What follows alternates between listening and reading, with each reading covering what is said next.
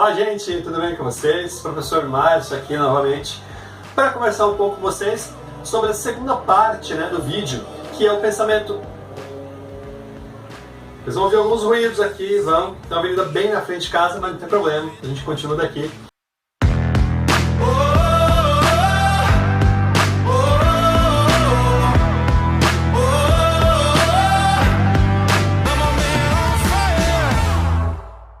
Então, se você ainda não se inscreveu no canal, deixa aqui a sua inscrição, já ativa o sininho, deixa seu like e compartilha com seus amigos esse vídeo para que eles possam também ter acesso a esse conhecimento. Importante para nós, importante para aqueles que vão prestar o vestibular, É um conteúdo que muitas vezes a gente não entende como é que ele pode cair, mas através da relação da filosofia clássica com a filosofia medieval, a gente vai perceber muita coisa interessante aqui que pode te ajudar na resolução das questões aí. Beleza? Então, eu vou falar um pouquinho hoje sobre, como eu falei, sobre a segunda parte do pensamento de Agostinho, das ideias de Santo Agostinho. E aqui eu quero tocar em 3 pontos fundamentais, que é a ideia da superioridade da alma sobre o corpo, a graça divina, e dentro dessa perspectiva da graça divina, a gente vai falar um pouco sobre a teoria da iluminação agostiniana. Beleza?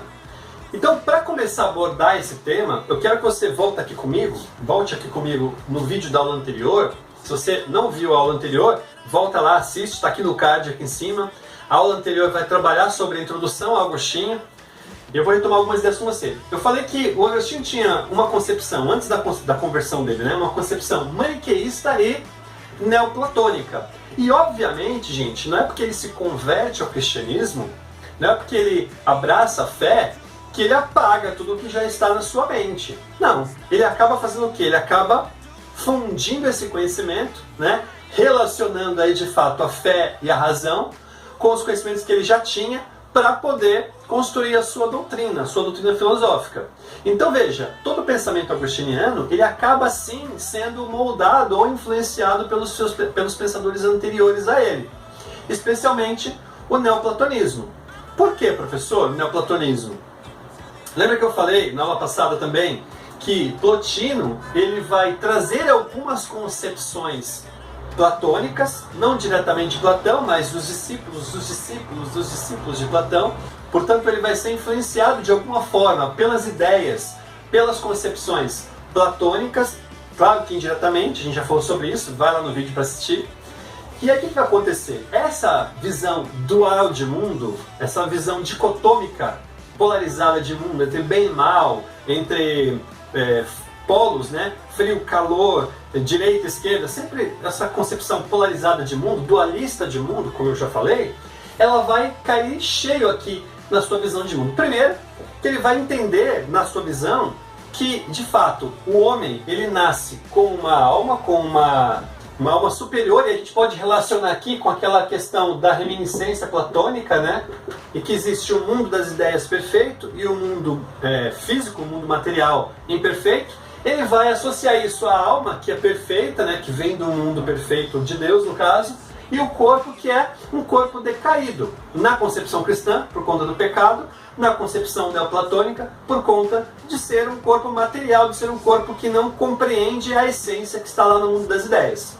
Então essa divisão e essa superioridade da alma vai acontecer exatamente porque ele tem essa visão de mundo, uma visão em que tudo aquilo que está no plano superior é perfeito e aquilo que está no plano material é imperfeito.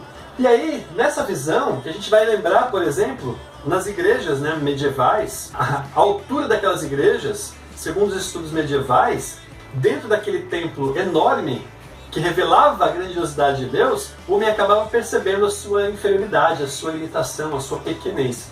Então tinha essa concepção. As igrejas góticas, especialmente, elas têm essa ideia de mostrar todas as pontas, apontando para o céu. Ela é toda cheia de setas para cima, exatamente porque lá está o perfeito e aqui está o imperfeito.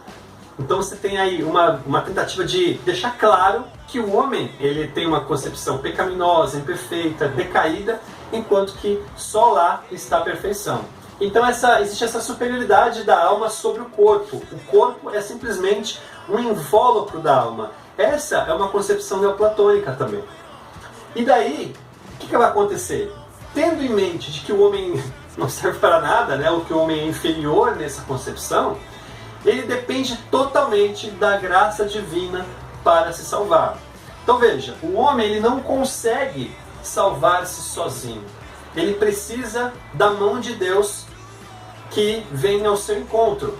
Então, nessa perspectiva, que o homem só pode ser salvo pela graça divina, você vai ter aí a teoria da iluminação de Santo Agostinho. O que seria a teoria da iluminação de Santo Agostinho? Se o homem não consegue salvar-se sozinho, isso só vai acontecer porque Deus vai estender sua mão e vai iluminar o caminho do homem. Tem uma expressão agostina muito interessante, né? Que é o coração inquieto. O homem veio de Deus, veio do mundo perfeito, e só vai sentir paz, só vai conseguir acalmar o seu coração quando voltar para Deus. Como é que ele faz para voltar para Deus, segundo Agostinho? Sendo iluminado por ele. E como é que Deus ilumina a vida do homem? Pelo próprio conhecimento revelado por Deus através das Escrituras e através da filosofia. Lembra que no ano passado a gente falou sobre compreender para crer e crer para compreender?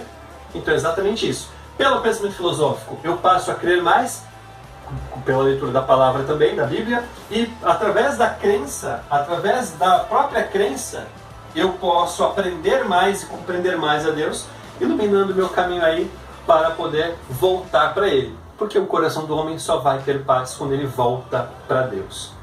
Então veja, essa ideia de voltar para Deus pelo conhecimento, ela também tem um pezinho lá atrás na doutrina platônica ou neoplatônica por Plotino. Por quê?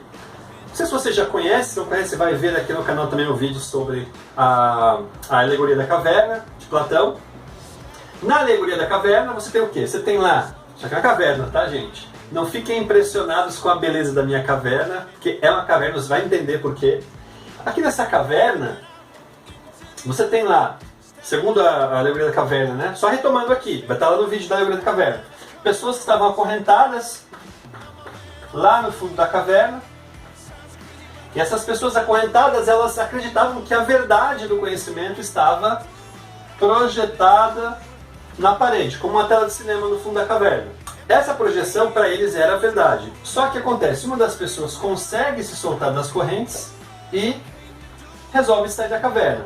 Ao sair da caverna, com todas as suas dificuldades, ela vai perceber que, na verdade, aquele conhecimento era um conhecimento superficial, apenas reflexo da caverna ali. Tem aqui alguns objetos que eram projetados na caverna, você vai lembrar disso. E ao sair daqui, essa pessoa tem contato com o mundo real, o conhecimento pleno, que era o conhecimento verdadeiro.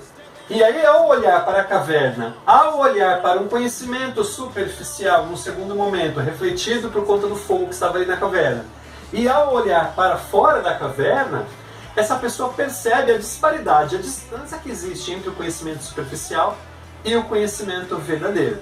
E aí, o que Agostinho vai dizer sobre essa concepção? Ele vai dizer o seguinte: poxa, no mundo racional, no mundo que nós temos, todo o conhecimento que nós temos aqui, um conhecimento sensível, é um conhecimento superficial e inferior, como se fosse a caverna. Só que quando eu começo a seguir os sinais revelados pela palavra de Deus, sinais revelados pelos profetas, sinais revelados por aqueles que vieram antes de nós, e começo a conhecer a Deus, eu tenho acesso ao conhecimento verdadeiro, que é o conhecimento, segundo ele na analogia, que está fora da caverna. Teoria da iluminação, que é o que nós estamos tratando aqui, basicamente.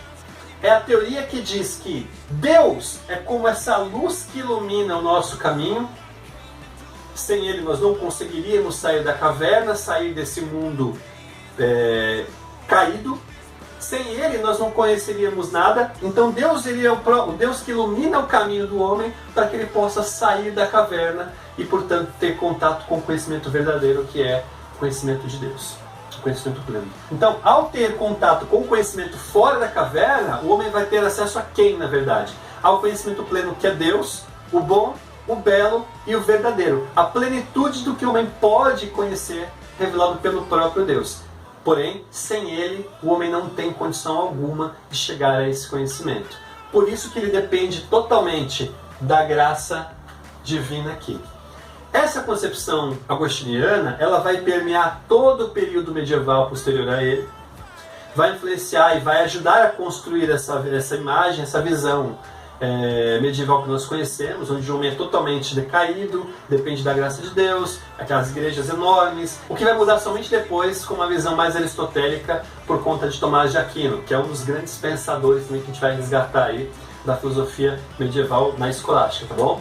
Então é isso, espero que você tenha entendido como é que a gente abarca a doutrina agostiniana, o pensamento de Santo Agostinho, dentro dessa visão da patrística, que vai aí tanto do século II, III, né, pensando na filosofia cristã, no começo da filosofia cristã, mas propriamente da patrística, do século IV até o século IX, com uma outra proposta.